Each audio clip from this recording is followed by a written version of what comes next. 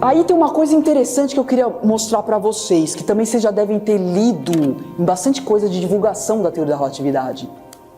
Isso para quem é professor é interessante também. Se você pegar, por exemplo, um próton em repouso, ele tem a energia de repouso que a gente já comentou, que é o mc². É a massa dele vezes c². Se você pegar esse próton e imprimir velocidade nele, um feixe, sei lá, e botar a velocidade nele, que energia que ele vai ter? Além da de repouso, você soma um termo de energia cinética. Então um próton, uma partícula qualquer em movimento, tem a energia de repouso mais uma energia cinética, tudo bem? E a energia cinética é proporcional à velocidade. Então aumenta a energia da partícula quando ela está em movimento. Por causa desse termo aqui. Daí se aumenta a velocidade, por exemplo, para um V2, uma velocidade maior, a velocidade da partícula aumenta, a energia da partícula também aumenta, tudo bem? Só que esse termo que vem da energia de repouso, que é o mc², esse termo é fixo, tudo bem? Porque só é a velocidade que aumenta, a energia de repouso é fixa, é o zero de energia, né? Vamos dizer assim. Na mecânica clássica, o zero de energia é zero. Na mecânica relativística, o zero de energia não é zero, é mc². Porque uma partícula parada tem energia de repouso. Então, isso daqui é fixo. Esse é o termo que vem da massa, é o termo de energia que vem da massa. E esse aqui varia com a velocidade, é o termo que vem da energia, tudo bem? Aí a gente pega nos livros didáticos, em muitos papers, em muitos materiais de divulgação, que o pessoal fala dessa tal da massa inercial e da massa de repouso. Pessoal, a massa de um objeto é fixa. O que aumenta com a velocidade é a energia, não é a massa. Vocês já ouviram falar da massa inercial? Um elétron num acelerador de partículas, ele fica com mais massa. Vocês já ouviram falar disso? Ele não é que ele fica com mais massa, porque a massa é fixa. Na verdade, o que aumenta é o termo da energia. Agora, você pode dizer que ele fica mais pesado, porque é a energia que pesa. Mas você não pode dizer que ele fica com mais massa. Percebe? Então, tem algumas linhas de ensino que gostam dessa terminologia dupla para a massa. A massa quando ele está parado e a massa quando ele está em movimento. Eu, pessoalmente, não gosto. Por quê? Porque a massa é única. A massa é sempre fixa. O que aumenta é a energia. E como a energia pesa, isso não é todo mundo que sabe. Não é todo mundo que sabe. Ninguém divulga que é a energia que pesa. Você já leu em algum lugar que a energia pesa? Veio aprender aqui nesse curso. Eu também, só aprendi na pós-graduação. Eu só aprendi quando eu comecei a frequentar a USP, fazer os cursos de física nuclear, de não sei o quê. A gente não aprende isso de maneira... na licenciatura, enfim. Então, o peso sim do próton ou de qualquer partícula aumenta quando ele está acelerado lá nos aceleradores de partículas. O peso aumenta, a massa não. Mas como é a energia que pesa, é por isso que o peso aumenta. E tem uma maneira sintética que o próprio Einstein escreveu a energia de uma partícula. Vocês sabem como é que você junta essas duas energias numa fórmula única? Essa é de repouso. Se você incluir um termo cinético aqui, tem um fator que você coloca aqui. O fator de Lorentz. Vocês já viram essa expressão? Então, na verdade mesmo, a energia de uma partícula em movimento é o mc2 mais a energia cinética, que de uma maneira sintética, o fator de Lorentz da relatividade, restrito está no artigo dele, dá conta desses dois termos. Olha a perfeição matemática, dá conta.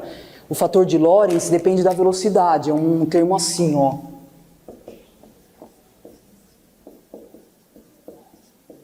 Isso aqui é o fator de Lorentz, só depende da velocidade. Quanto maior a velocidade, maior o fator de Lorentz, mais energia a partícula vai ter, quanto mais velocidade ela tiver. Tudo bem? Então, quando a gente fala que E igual a mc2, tem que colocar um adendo. Só quando a partícula está parada. Porque E não é igual a mc2. E é igual a gama mc2. Porque a partícula também pode estar se movimentando. E se estiver se movimentando, você tem que incluir o gama. Tudo bem?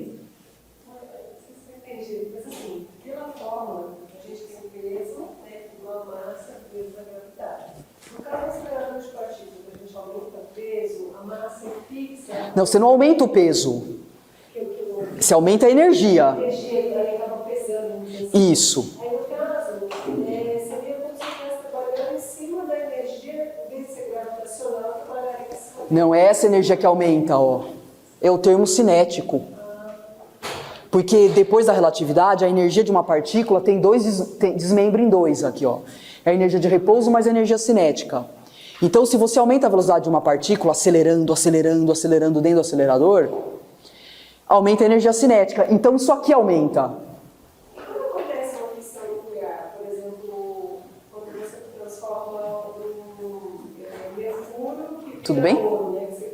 Ele perde. Ah, mas isso é outra coisa. É outra coisa. Fissão, processos de radioatividade, de decaimento, é um núcleo se transforma em outro, emite partícula, emite radiação. Não é isso, não é. Tá?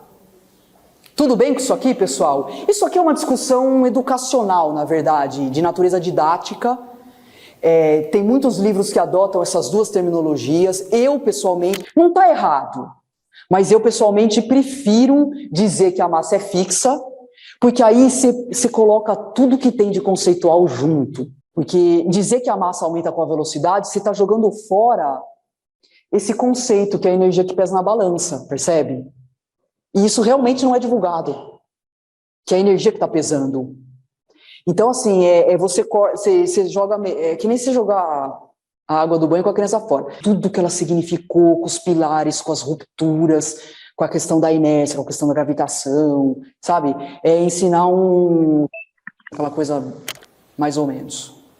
Mas também é o que dá para o ensino médio, apesar que se eu fosse dar aula no ensino médio, eu já ia entrar com isso aqui já direto. Eu já ia com tudo isso, pra você ver, não tem complicação de matemática aqui. Eu já colocava tudo que tinha direito. Porque a matemática não é difícil aqui, né? Ia demorar para entender os conceitos, mas aí a gente se acostuma. Tudo bem, pessoal? Perguntas aqui. A gente aprendeu a vida inteira um foguete acelerando a velocidade próxima da luz, a massa dele aumentaria infinitamente. Então, é exatamente isso. É exatamente isso. Não é a massa, é a energia que aumenta. O peso aumenta, é verdade, o peso aumenta. O peso aumenta. Por quê? Porque, ó, aqui, ó, quer ver? É assim, ó. Você pega uma partícula com velocidade de 10 e uma partícula V1 com uma velocidade de 30. Qual que tem mais massa? Nenhuma. As duas têm a massa igual, vai. Massa M. Qual que tem mais massa? Nenhuma. Qual que tem mais peso? A segunda. Por quê? Porque como é que a gente vê? Essa aqui, se você colocasse uma balança, o que você ia colocar como força-peso, na força-peso? A energia de repouso e a energia cinética pesam na balança. E aqui, também, a energia de repouso, mc², e a energia cinética, mv² sobre 2, pesam na balança. Só que essa aqui tem um peso maior. Percebe? Porque é a energia que pesa, mas a massa é a mesma. Pessoal, a massa, se pergunta para um físico de partícula, se tivesse essa chance, e vai, sei lá, para um instituto de física, bate na porta de um físico de partículas e pergunta para ele falar sobre a massa. Lembra no primeiro dia que eu falei que a relatividade distingue o que é absoluto dos relativos? A massa, ela é invariante. por referencial. O que muda é a energia das partículas nos referenciais. A massa é fixa, e quando eu falo que é fixa, é um invariante por referenciais. Mora num mundo dos absolutos. E o vácuo? Como que é o comportamento? Oi? No caso do vácuo, assim, o comportamento, ele tem essa energia aumentada? Um vácuo é uma sopa energética também, né? Não é uma partícula, então não dá para raciocinar como partícula livre. O vácuo é uma sopa de quark e antiquark. Não dá para raciocinar com isso aqui. O vácuo é um modelo totalmente diferente. Não, tá tudo aqui assim, ó. E estático. O vácuo tá aqui, ó. Tem uma densidade enorme de energia. E por que a gente não percebe? Porque eu não tenho energia suficiente para excitar o vácuo. Mas teoricamente, se tivesse essa energia, É o que acontece nos aceleradores. Ferve o vácuo e começa a brotar. Brotar do nada não, né? Sai do vácuo um monte de quarks. Tudo bem? O que mais, pessoal? Estamos indo já para o fim do curso. Tudo bem? Então, o que nós fizemos aqui, nesses 3 encontros, 4 encontros? A gente colocou uma sequência de ideias que tinha uma intenção. Eu pus didática entre aspas, porque é uma intenção, tudo bem, ela é didática, mas é uma intenção de um ordenamento que pudesse fazer sentido para um entendimento maior do que foi colocado aqui, do E igual a MC2. Então o que a gente viu? Vamos fazer uma retrospectiva. Primeiro encontro, a gente falou como é que o universo físico clássico se estrutura, lembra? Palco, ator. Colocamos aquela estrutura do universo físico clássico. Depois nós falamos o que mudou naquela estrutura para o universo físico relativístico. Que a massa vai lá para cima, deixa de ser ator. A massa vai para o palco, ligada à energia. Isso já é uma bagunça. Tipo, tem que mudar. A teoria tem que mudar para abarcar essas rupturas na estrutura. E quando o Einstein colocou o E igual a MC2, ele tinha essa estrutura da mecânica dentro dele. Os físicos conhecem, essa estrutura ela é uma arquitetura sólida, é uma maneira de pensar que a gente interiorizou ao longo da nossa formação. Então, quando boto uma massa lá em cima, eu falo, tem alguma coisa errada aqui. Mas ao mesmo tempo eu confio na matemática do E igual a MC2. Então a massa altera o palco. Foi isso que motivou a relatividade geral. A massa altera o palco, porque ela está no palco. Na verdade, a massa está integrada com o palco. A massa está unificada com o espaço-tempo na relatividade geral. Depois a gente mostrou as 3 energias do mundo. É mais ou menos uma sequência. É claro que eu falei muito mais coisas, eu só pus os pontos mais importantes, que a gente pode identificar como, sabe, uma estaca, assim, de uma sequência. Depois a gente colocou as reações exotérmicas com o intuito de mostrar que Lavoisier não vale, que tem massa saindo do sistema devido à energia do fóton emitido nas reações. Depois a gente mostrou que existe uma cola que é dada por essa soma de energia cinética e energia potencial e que para os sistemas ligados essa cola é sempre negativa e é por isso que o sistema pesa menos que a soma das partes. Isso é uma característica muito bonita e fundamental da natureza. Essa energia é negativa, é por isso que o sistema pesa menos. Depois nós falamos que a luz pesa, como ela é energia, ela acaba pesando, tem uma trajetória curva, um espaço curvo. E que 99% do peso de tudo é devido às energias. E cada item desse é como se fosse uma flecha que aponta para algo. Aponta para algo. Para algo de uma estrutura. Como se fossem facetas de algo. Tudo bem? Uma sequência de ideias. E agora, por exemplo, agora uma quebra. Você pega um cubo. Todo mundo sabe o que é um cubo aqui, né? A turma do Zoom também, né? Um cubo. Como que a gente aprende, ou aprendeu, o que é um cubo? Como que nós aprendemos? Vendo o desenho. Vendo o desenho? Sim. Quando que você viu o desenho de um cubo? Pega a memória da tua vida, vai. A criança sabe o que é um cubo? Não hoje igual, né? Ela sabe o que é um cubo, objeto, cubo, não sabe? Não o cubo matemático, esse é o cubo matemático intelectualizado, não é isso que eu estou falando. Porque esse a gente aprende na escola, bota 3 eixos, aí você estraga, né, algumas coisas.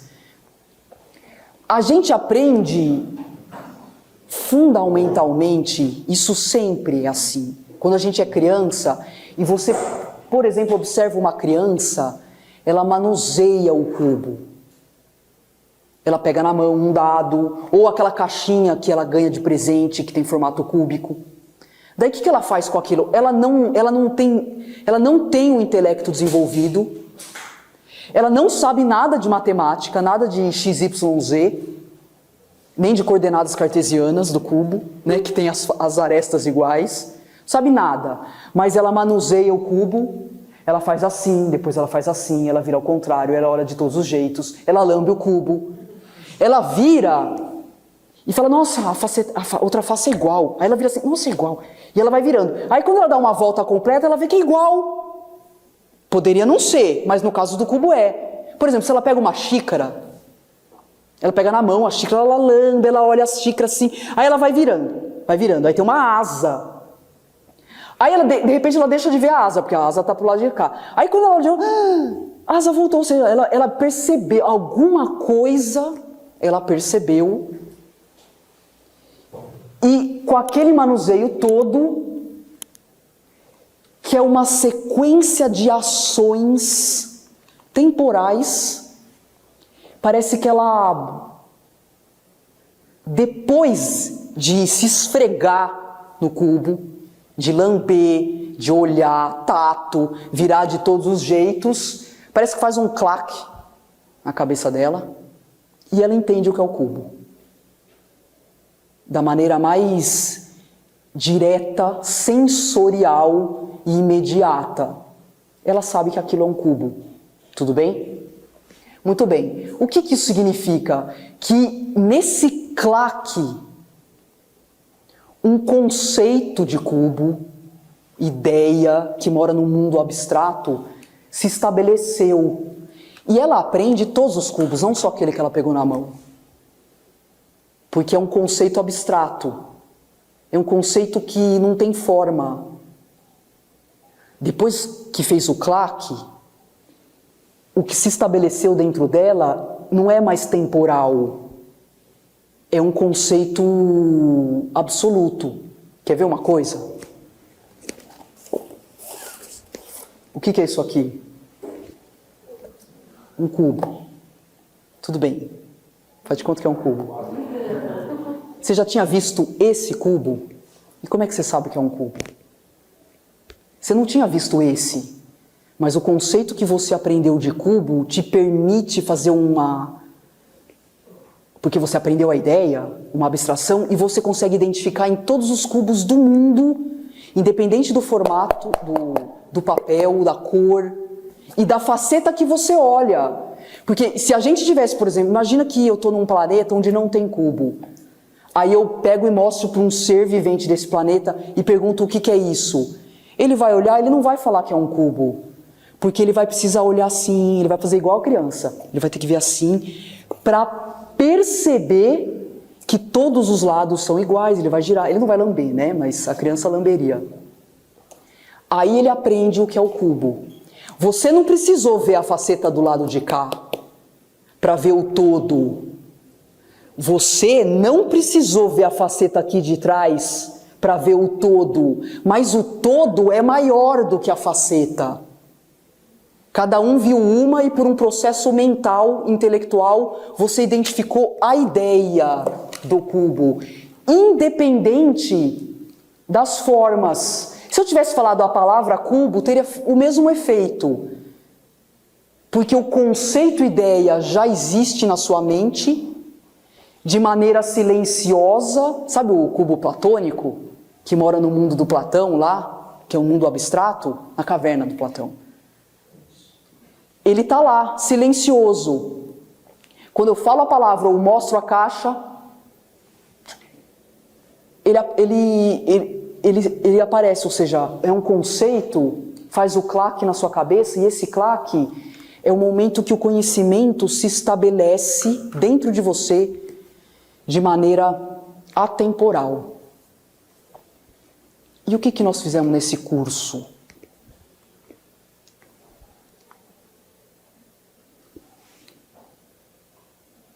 Cada ideia dessa é uma faceta.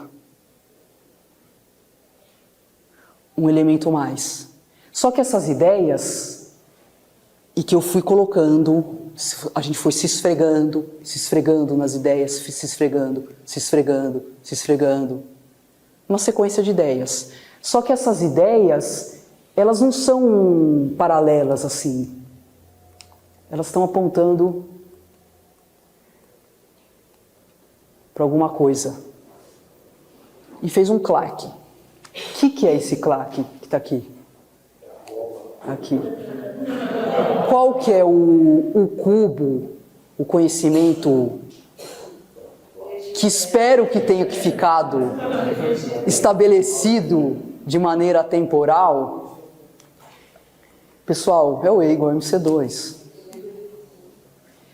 Que tem tanta coisa dentro do E igual a MC2, tantas facetas, tantas percepções, tantas emoções, tanta coisa que foi vivenciada, que hoje quando você olhar para essa expressão, você vai falar assim, nossa, olha quanta coisa, vai despertar, porque ele é silencioso, vai despertar algo que é muito maior do que pode se falar. Porque o que dá para falar é o que está no trivial, é uma pontinha assim. Mas todas essas facetas que a gente vivenciou aqui se compuseram para fazer um claque na cabeça de vocês. E a partir de agora, acho que toda vez que você olhar o E igual a MC2, você vai falar assim, nossa, não consigo falar o que é o E igual a MC2, mas olha quanta coisa tem por trás de tudo isso. Pessoal, acabou o curso. Acabou. Acabamos antes, só 1 hora. Não precisa bater palma.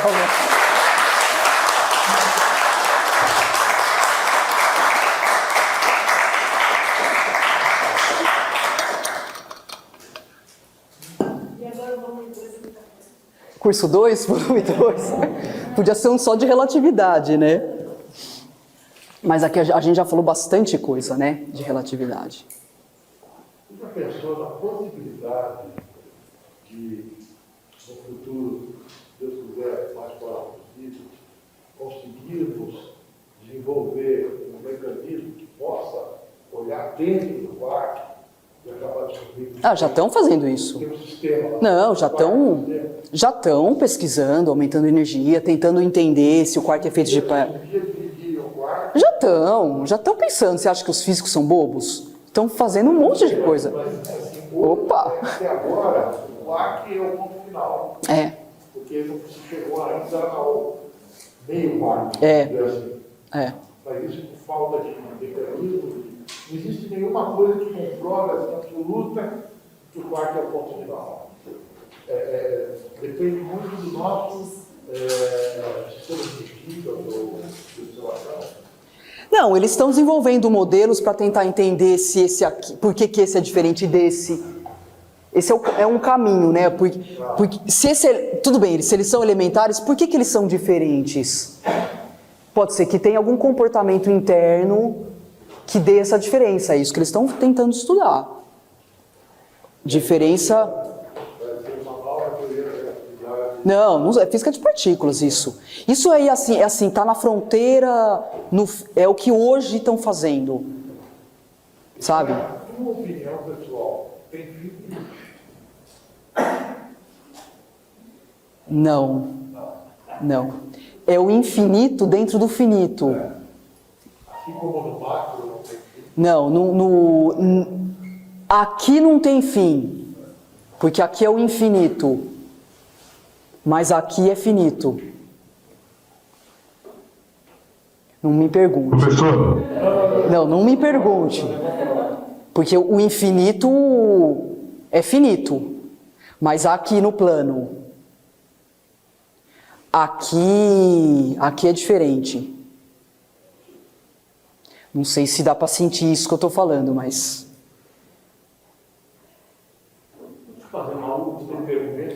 Daqui a pouco a turma do Zoom vai falar, um minutinho só. Tinha tormenta. Nos anos 30, o Edwin Hubble descobriu que as galáxias estavam Se afastando. É. Ou seja, chegou-se à conclusão que o universo está expandindo em velocidade cada vez maior. Só ele bota por água abaixo tudo isso. Por quê? Sabe? Não sei. Só porque o universo está expandindo? Isso aqui é a física do microscópico. Mas isso não é devido à energia.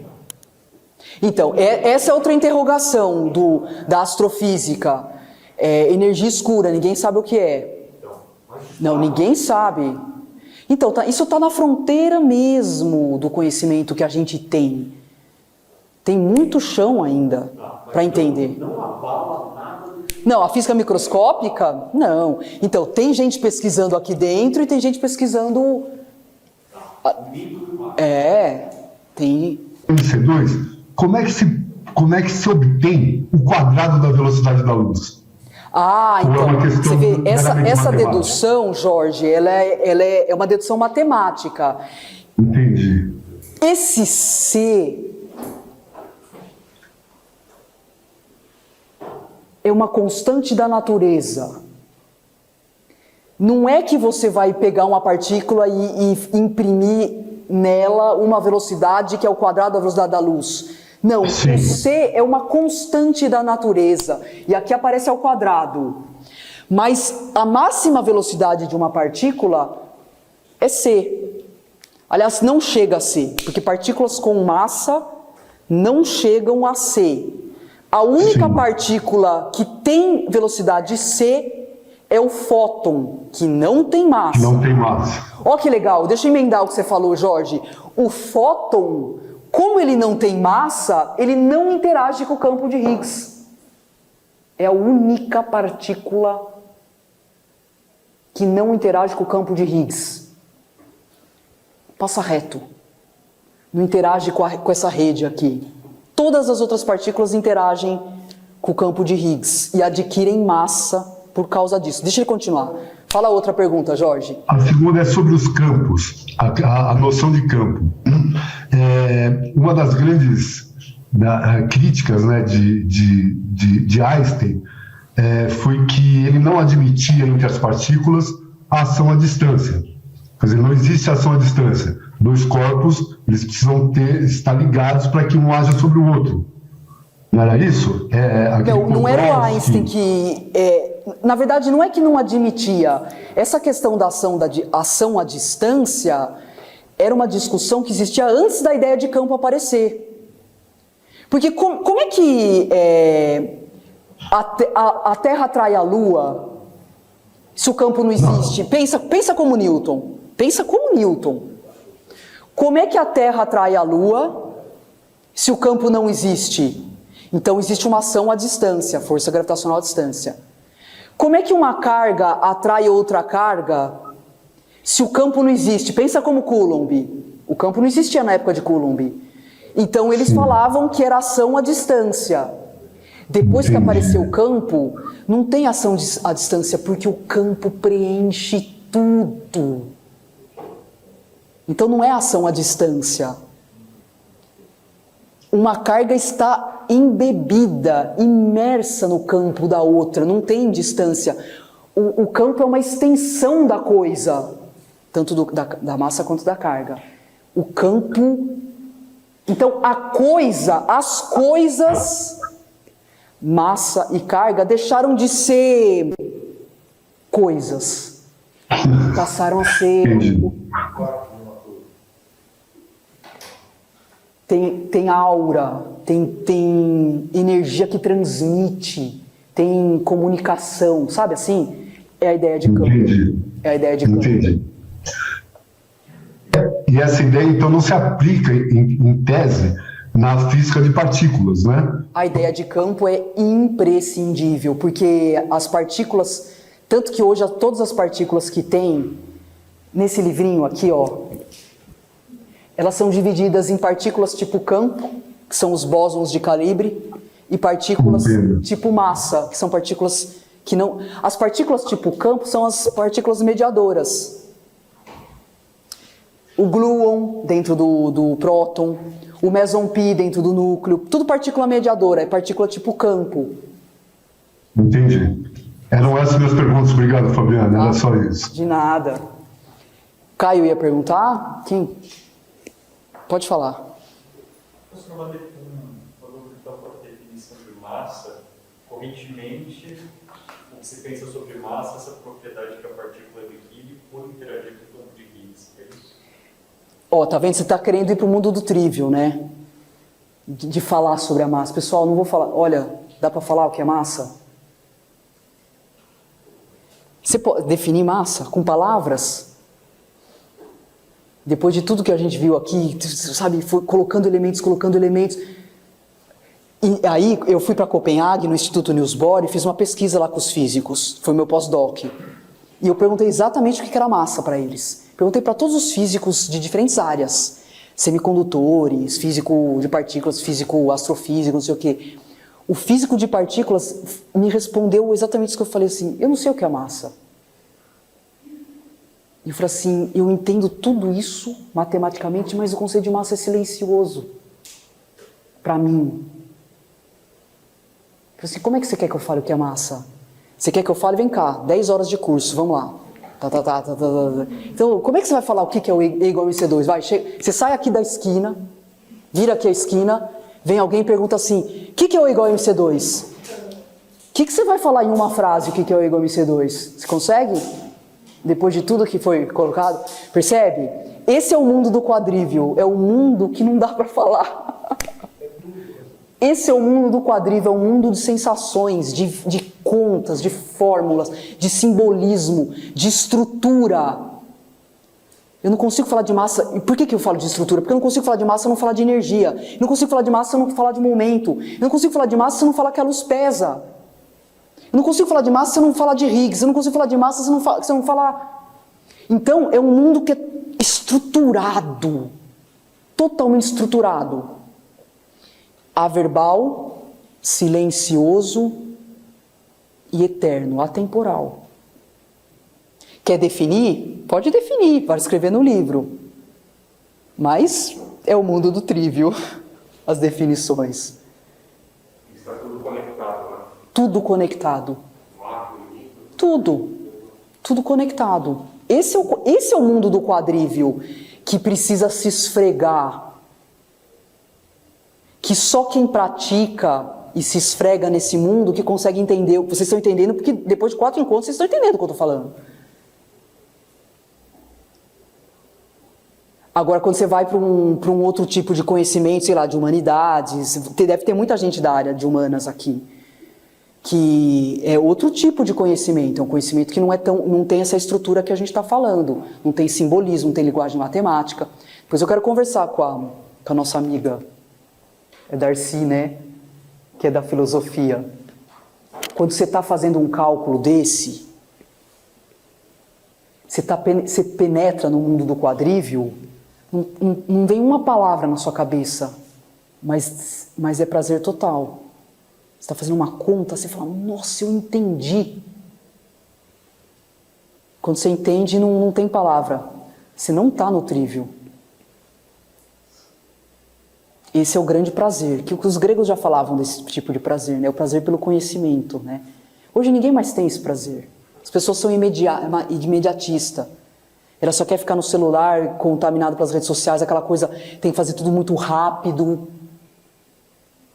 E não dá para penetrar nesse mundo com pressa. É um mundo mais de reflexão mesmo, de conexão. E o Einstein, vocês conhecem a história, ele, quando estava desenvolvendo a relatividade, ele se trancava no porão dele, ficava semanas lá.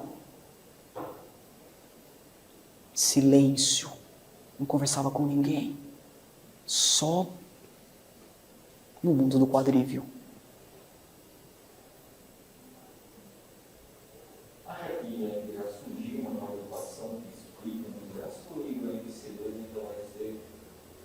Ai, eu não sei, viu, Dani? Você sabe que a gente torce para ter coisa nova, né? Deve ser muito... Mas passou um século e nada, hein? Nada de... né? Seria legal. Você sabe que quando eles detectaram o bóson de Higgs, 2012, completou o modelo padrão, que é o modelo de partículas, né? Os físicos de lá, eles até falavam, nossa, eu gostaria muito que a gente pudesse descobrir outras coisas para a gente reformular todos os modelos, coisa nova. Mas agora ainda não tem, tá tudo muito completinho. É claro, assim, eles não entendem ainda que a matéria escura, energia escura, supercordas, todas essas coisas, ainda tem muito chão para ser descoberto, mas a relatividade ainda, putz, ninguém mexeu uma vírgula na teoria da relatividade, viu? Ninguém mexeu uma vírgula para mudar aqui, mudar ali. Pensando que a energia potencial já existia na época de Newton, né? Não, energia potencial não também. Energia potencial é nos... Não, porque essa posição funciona. Na mecânica, na posição quando pousava aqui, quando cai, que energia cinética nesse sentido. Então, mas de qualquer modo, algo parecido já existia, né? Que realmente foi transformando e cada ficando mais complexo. É isso, né? Outra coisa, o campo necessariamente composto de espaço-tempo. Não entendi. Campo. Como? Campo necessariamente tem dimensões de espaço-tempo. Não, o campo, campo é ator, né? Ele permeia. O campo está no espaço-tempo. Então, o campo também inclui o tempo. Não, campo é outra coisa. Campo é um prolongamento. O campo, você vê, ele é tão importante que a gente nem fala só campo, é carga-campo. Carga-campo é um ator e massa-campo é outra cor. É uma coisa única. É ator. Ator. O espaço-tempo é palco. É curioso, né? Porque o Faraday, acho que ele dominou a matemática básica, acho que ele não tem muito estudo, né? Entanto, o Faraday imaginou as linhas de campo. E aí o Maxwell formulou as equações e ele foi mais ousado. Maxwell desenvolveu matematicamente.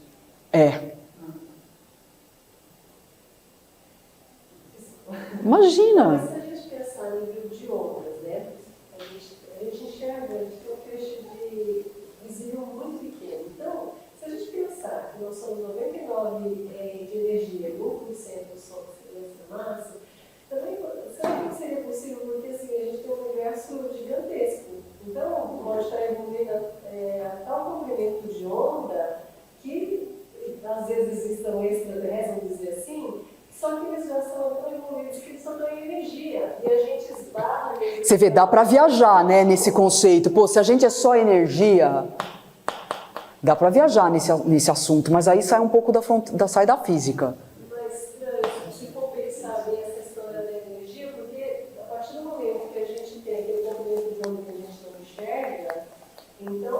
pode estar convivendo com, né, com certos seres ou certas energias que a gente não faz ideia, que a gente tem até Sim, essa troca sim. de dimensão, sei lá, uma coisa dimensional, né? Ninguém faz ideia que a gente... Mas ó, isso que você está falando não é física, tá? Não, mas é estranho porque a física ela acaba envolvendo isso. Isso, Que a gente não enxerga.